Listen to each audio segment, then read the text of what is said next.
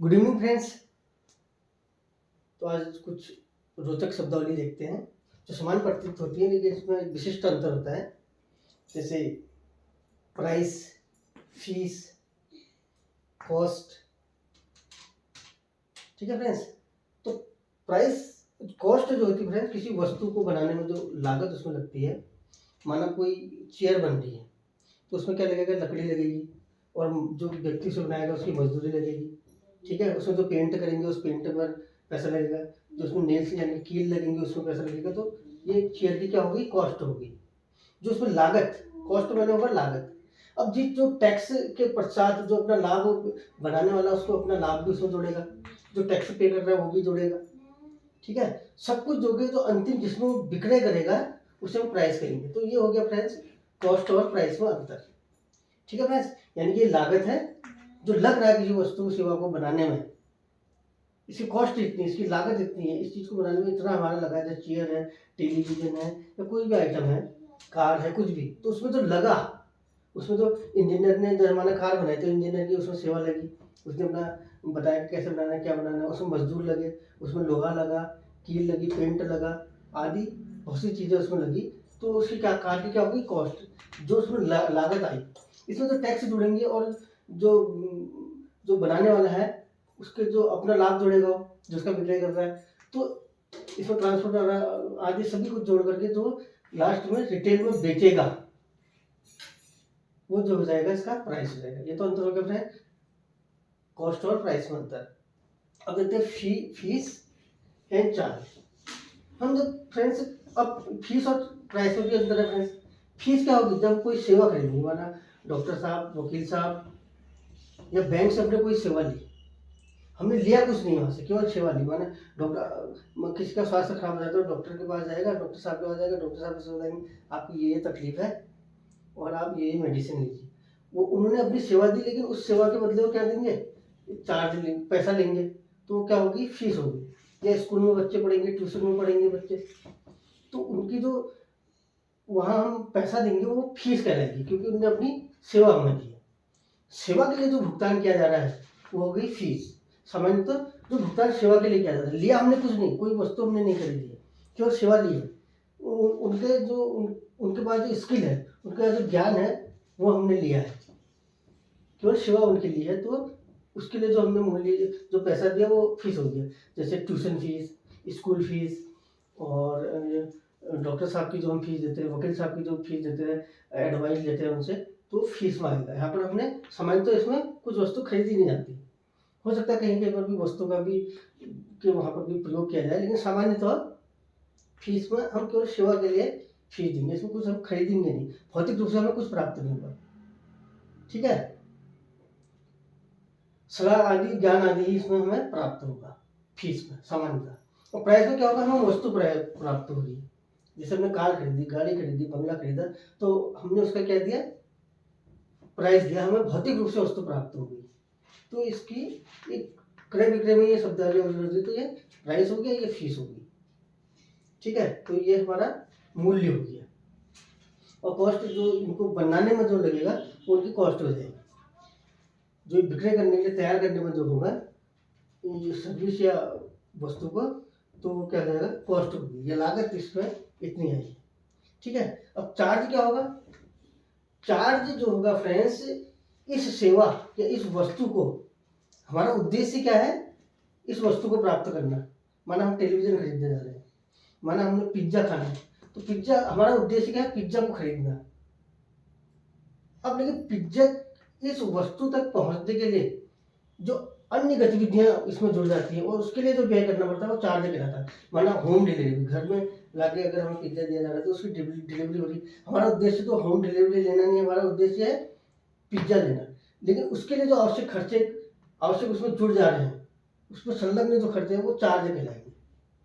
माना हम यहाँ हॉस्पिटल जाते हैं, हॉस्पिटल में सिटिंग बैठने का, या हम वहाँ को पानी पीते हैं, या एसी का प्रयोग कर रहे हैं, तो अगर वहाँ पर को जो उसके लिए प्राइवेट हॉस्पिटल में अक्सर ऐसा होता है, तो वहाँ पर उसके लिए जो चार्ज किया जा रहा है अकोमोडेशन के लिए, आपके बैठने के लिए, तो हमारा तो यह है कि हम अपना स्वास्थ्य सही करें, या जिस व्यक्ति को हम वहाँ ले गए हैं बीमार को या जो भी जिसका भी स्वास्थ्य खराब हो उसको, तो उसका स्वास्थ्य खराब हुआ है तो हमारा उद्देश्य है उसका स्वास्थ्य सही करना, डॉक्टर साहब की सेवा लेकर के उसका। लेकिन हमें वहाँ रहने के लिए रूम का चार्ज देना पड़ रहा है, बेड चार्ज देना पड़ रहा है, आईसीयू का चार्ज देना पड़ रहा है। यानी कि इस सेवा को लेने के लिए जो हमें अतिरिक्त व्यय करना पड़ रहा है आवश्यक, उसे हम चार्ज कहेंगे। ये ऐच्छिक नहीं है, हमारी इच्छा तो नहीं है देना, लेकिन करना पड़ रहा है चार्ज।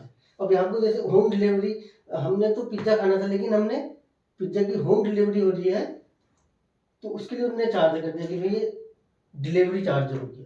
यानी कि जिन इन वस्तुओं को या इन सेवाओं को प्राप्त करने के लिए जो अतिरिक्त हमें खर्च करना पड़ता है उसे चार्ज कहते हैं। जैसे माना कोई गाड़ी में लेके आता है तो व्हीकल चार्ज, या कोई यहाँ अगर हमें एंटरटेनमेंट प्रदान किया जा रहा है, टेलीविजन आदि की सुविधा दी जा रही है तो यहाँ एंटरटेनमेंट चार्ज लग जाएगा। उद्देश्य नहीं है लेकिन वो व्यय हमें करना पड़ रहा है उस सेवा या वस्तु खरीदने के लिए, तो वो चार्ज मिलेगा। तो फ्रेंड्स आशा करता हूँ कि प्राइस, फीस और चार्ज में अंतर स्पष्ट हुआ होगा। ठीक है फ्रेंड्स, इसी प्रकार से फ्रेंड्स टैक्स। टैक्स जो है फ्रेंड्स गवर्नमेंट का राइट है। गवर्नमेंट टैक्स लेकर के प्रशासन चलाती है, अपने जो कर्मचारी हैं अधिकारी उनको वेतन देती है और अन्य निर्माण करती है, जैसे इंफ्रास्ट्रक्चर का निर्माण करना आदि।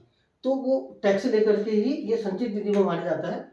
संचित निधि का लेखा 266 में भारतीय संविधान के अनुच्छेद 266 में तो यहाँ ये जाता है, यानी कि ये गवर्नमेंट के कोष में, खजाने में ये पैसा जाता है। इससे सरकार चलाती है, निरंतर कार्य करती है और कार्य करवाती है और इससे सुरक्षा प्रदान करती है। विभिन्न प्रकार के काम ये टैक्स के द्वारा, टैक्स के माध्यम से जो धन प्राप्त होता है उससे किया जाता है। बिना धन का देश चलाना, सरकार चलाना संभव नहीं है। तो ये बहुत आवश्यक रूप से सरकार का एक अधिकार है। ठीक है फ्रेंड्स, लेकिन अब टैक्स में लगता है सरचार्ज, टैक्स है, फिर सरचार्ज है और सेस है। अब प्रतीक तो समान होते हैं, सेस, टैक्स और सरचार्ज, लेकिन टैक्स क्या है? माना इनकम टैक्स पड़ा 1000 रुपीज, कोई किसी की आय में 1 लाख को माना 5 लाख पर इनकम टैक्स पड़ रहा है, तो उस पर जो पड़ गया 10% माना पड़ रहा है। अभी का स्लैब जो है भिन्न है, लेकिन ये उदाहरण के लिए है कि माना 5 लाख पर टैक्स पड़ रहा है 10%, 5 लाख की इनकम पर, तो 50,000 हो गया। तो 50,000 तो सीधे गवर्नमेंट के पास गया खजाने में। ठीक है, इस पर जो अतिरिक्त लगेगा सेस किसी उद्देश्य विशेष के लिए, उसे सेस कहेंगे। जैसे स्वच्छता के लिए, अब यहाँ पे ये समझ सकते हैं कि टैक्स तो हमारे जो गवर्नमेंट ने अपने को, गवर्नमेंट को चलाने के लिए, कर्मचारी अधिकारी को खर्चा देने के लिए, इंफ्रास्ट्रक्चर के लिए आदि के लिए, जो भी अन्य व्यय होते हैं सबके लिए टैक्स लिया। ठीक है, एक उचित वातावरण देशवासियों को प्रदान करने, सुरक्षित और उचित स्वस्थ वातावरण प्रदान करने के लिए टैक्स लिया। लेकिन जब इस टैक्स के अतिरिक्त उसे धन की आवश्यकता होती है, क्योंकि इस टैक्स में तो अंतर करना उचित नहीं है, क्योंकि ये फिक्स है और इसका निश्चित एक भाव बना हुआ है कि इसी मद में खर्च किया जाएगा, सैलरी देने में या कुछ इंफ्रास्ट्रक्चर बनाने में, या अन्य सरकार के जो गुड़े हैं वेतन आदि देने में ये खर्च किया जाएगा। अब हमें लग रहा है कि स्वच्छता के लिए अतिरिक्त हमें धन की आवश्यकता है या कृषि कल्याण के लिए अतिरिक्त धन की आवश्यकता है, तो इस टैक्स पर भी टैक्स लग जाएगा। माना 5 लाख की इनकम थी, अब 5 लाख में से 10% हुआ 50,000, ये पूरी अमाउंट पर नहीं लगेगा। जो टैक्स है, टैक्स पे जो टैक्स लगता है उसे सेस कहते हैं और इसका उद्देश्य विशिष्ट होता है। सेस जिस मद के लिए सेस रखा जाएगा उसी मद पर खर्च किया जाता है। माना स्वच्छता के लिए रखा है तो सेस 10%, 50,000 टैक्स था, 50,000 का 10% यानी कि कितना हो गया? 5,000 रुपये केवल स्वच्छता पर खर्च किया जाता है, तो उसे उपकर भी कह सकते हैं। ऊपर सेस बने ऊपर हो जाएगा। सेस एक विशिष्ट उद्देश्य के लिए प्रयोग किया जाएगा और टैक्स पर जो टैक्स लगता है उसे हम सेस कहेंगे और इसका उद्देश्य विशिष्ट होगा। और जो सरचार्ज होता है फ्रेंड्स, एक निश्चित अमाउंट पर, वर्तमान में शायद 50 लाख, और कोई अधिक कमाता है, 50 लाख या उससे अधिक कमाता है, तो उस पर सरचार्ज लगता है। ये सरचार्ज इसलिए लगाया जाता है, इसको इस तरीके से समझते हैं क्योंकि उसने इस परिवेश में रहते हुए, इस देश में रहते हुए, सुरक्षित वातावरण, स्वस्थ वातावरण में रहते हुए जो इस इंफ्रास्ट्रक्चर का प्रयोग किया और अपनी इनकम 50 लाख से ऊपर कर दी। जो उसे ये वातावरण मिला है इस इतने अतिरिक्त कमाएगा तो उसका देश को भी लाभ होना चाहिए, ये मान करके उसे सरचार्ज दिया जाता है। जो सरचार्ज क्या होगा, सरचार्ज भी टैक्स पर टैक्स होगा। टैक्स क्या है, सीधे आपकी कमाई या आपने कोई वस्तु खरीदी उस पर जो टैक्स लगा वो सीधे उस पर लगा लागत पर, या जो आपकी इनकम है उस पर इनकम टैक्स है तो उस पर लगा। लेकिन जो सरचार्ज और सेस है वो टैक्स पर लगेंगे। माना मेरे 5 लाख इनकम थी, 10% मैंने दिया 50,000, 50,000 मेरा टैक्स होगा।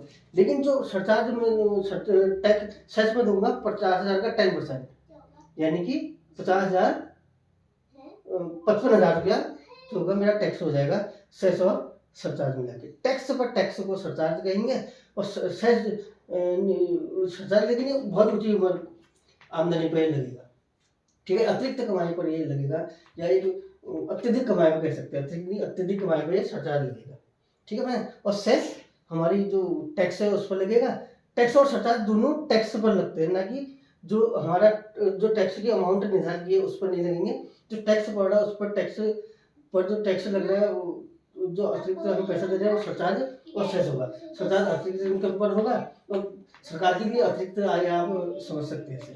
उच्च आय पर सरकार इसको ले रही है और इंफ्रास्ट्रक्चर आदि जो भी सरकार की व्यय है उस पर खर्च करेगी, ठीक है। सेस जो है विशेष उद्देश्य के लिए खर्च किया जाएगा और ये टैक्स पर लगेगा, यानी उपकर इसे हम कह सकते हैं। जैसे स्वास्थ्य के लिए हो गया, कृषि कल्याण के लिए हो गया, शिक्षा के लिए हो गया, स्वच्छता के लिए हो गया आदि। तो आशा करता हूँ कि ये व्याख्यान मेरा इन शब्दावली को स्पष्ट करने में सक्षम रहा होगा फ्रेंड्स। तो एक हम और शब्दावली देखते हुए हैं, बड़ी रोचक शब्दावली है, जैसे मॉर्निंग, MORNING। मॉर्निंग माने प्रातः काल होता है, सुबह होता है फ्रेंड्स।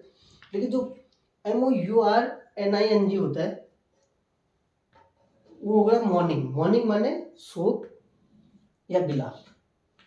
अब इनका साउंड तो सेम लग रहा है, लेकिन ये मॉर्निंग है और ये मॉर्निंग है।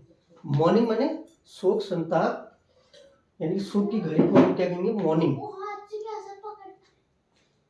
शोक संताप की घड़ी की मॉर्निंग, MOURNING, और प्रातः काल का होगा मॉर्निंग।